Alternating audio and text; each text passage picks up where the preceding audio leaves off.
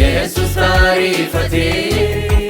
harka koo naa qabee naa biraan dabaree gara naa jaabatee haa galateeffamu inni naa jaallatee dhaabadhee eeggachuu yemmuutti dadhabee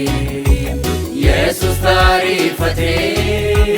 harka koo naa qabee naa biraan dabaree gara naa jaabatee haa galateeffamu inni naa jaallatee jalqaba koo fiixaan boonsa koo ulfina koo surraadha suma koo jalqaba koo fiixaan boonsa koo ulfina koo surraadha suma koo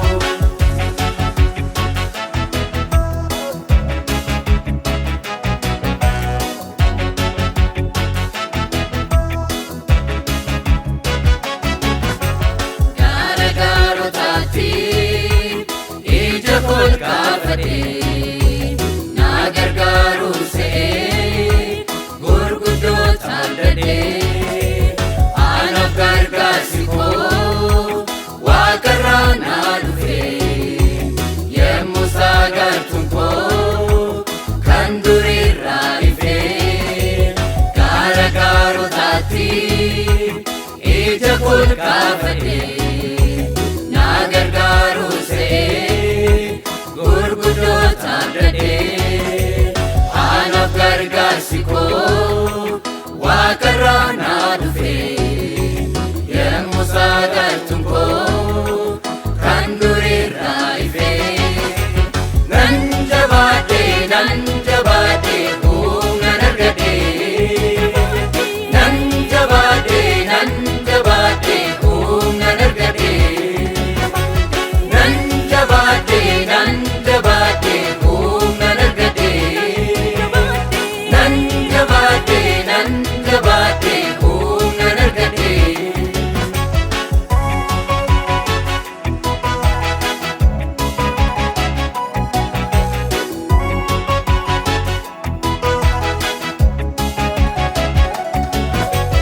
harka na qabee lafa na kaasee tumsa naaf godhee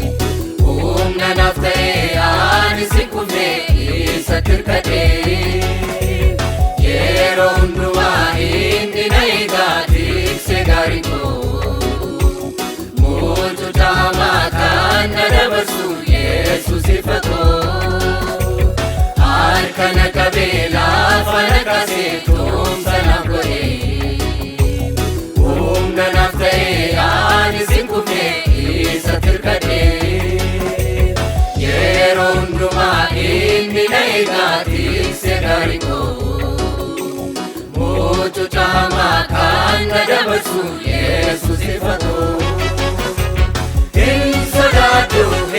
sodaadhu haalota rakkoo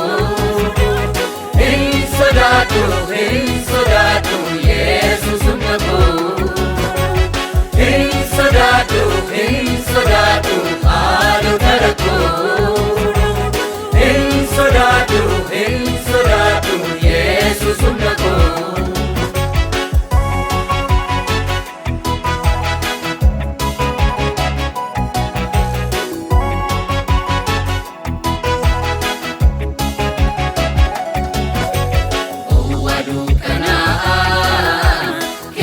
yoon deemeyyuu amannaatti dhufaa jedhee hin shakku yooniyyuu owwaa dukkanaa keessa yoon deemeyyuu amannaatti dhufaa jedhee hin shakku yoomiyyuu Waaqayyo na eegaa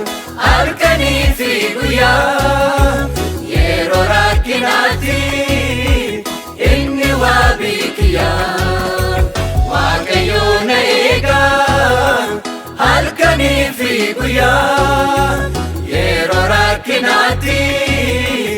inni waabii kiyyaa.